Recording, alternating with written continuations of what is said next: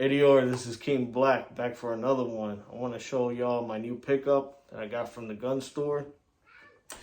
It's been a long time coming, you know. I'm an AK boy, always will be, but at the same time, I had to bite the bullet for something, man. I'm still waiting for that 6 Spur to hit the civilian market, but until then, this is what I got. I got this ATI Omni Hybrid Alpha from my local gun store, supporting local business. At the same time, I also picked up another handgun. Yeah, I know. Keep saying I'm gonna stop. I got everything, but yo, it's sort of an addiction, you know what I mean? It's a right, it's a fundamental right that I intend on exercising while we have it, you know what I mean? To me, it's inalienable, meaning that nobody can take it away from us.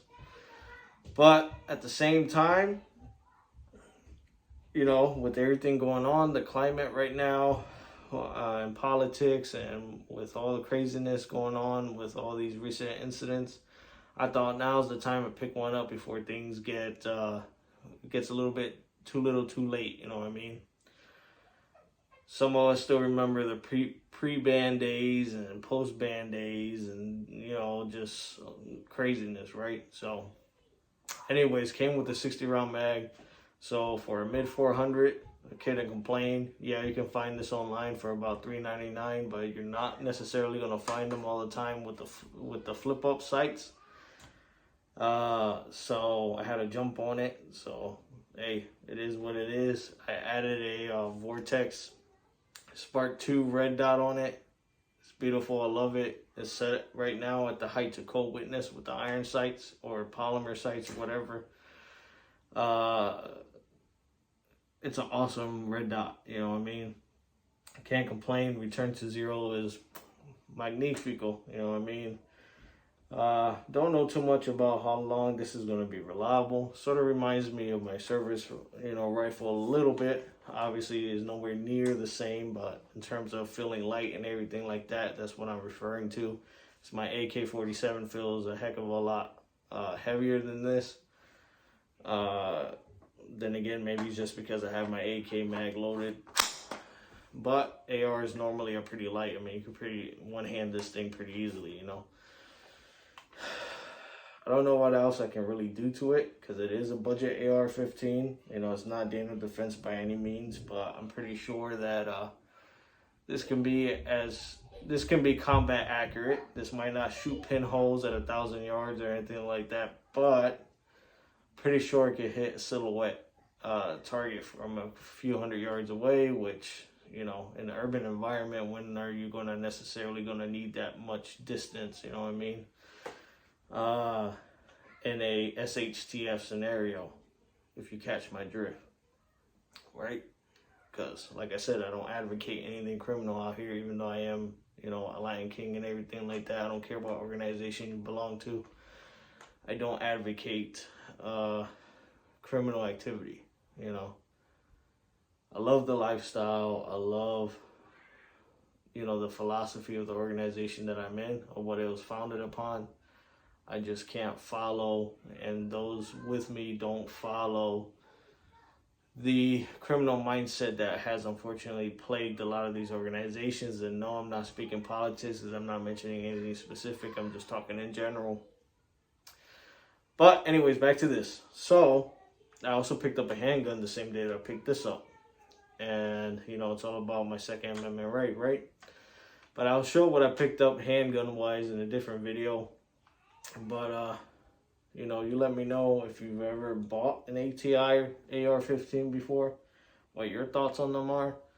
I know that I wasn't necessarily a big fan of the look because, you know, this is kind of short. But at the same time, I don't need my hand to go all the way out. You know what I'm saying? I'm not trying to be high-speed spec ops out here. I mean, to me right here, having my hand placement right here is just perfect enough for me.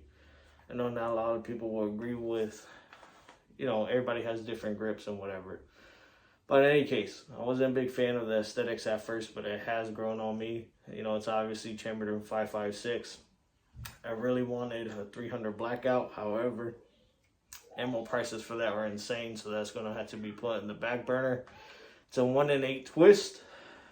It's got a little bird cage in there, you know what I mean? So it is what it is. It's probably got a mil-spec trigger on it. Not going to do anything crazy with the trigger. I mean, I can't complain about it. I mean, it definitely came lubricated. I know that a lot of people complain about ATI, talking about it runs pretty dry, or that it comes from the manufacturer dry. But this baby, unless they somehow pre-lubed this, which I doubt it, because it came straight from the factory from what I can tell. The factory did a great job putting that lube in there for now. Obviously, when you clean it, you're going to have to continually maintain this more, in my opinion, than my AK-47. My AK-47, I could probably leave it there for 6-8 months without touching it and just fire it and just be just fine. This thing, probably once every 2 to 3 months, whip this bad boy out, fuel strip it, and clean and lube it, you know, whether I shoot it or not. Another reason why I got this optic here, this red dot, this Vortex Part 2, besides I was able to find it on sale for about $149. It's not that price anymore. The return to zero is the main aspect that I'm worried about. You know what I'm saying? When I sight in this rifle, I want to know that the next time I pick it up, as long as I haven't taken it off, that's gonna shoot exactly where I need it to shoot. You know what I mean? And what is the purpose of this? Because, you know, obviously I have a lot of firearms and all that, and I also have an AK-47. So what role is this going to serve?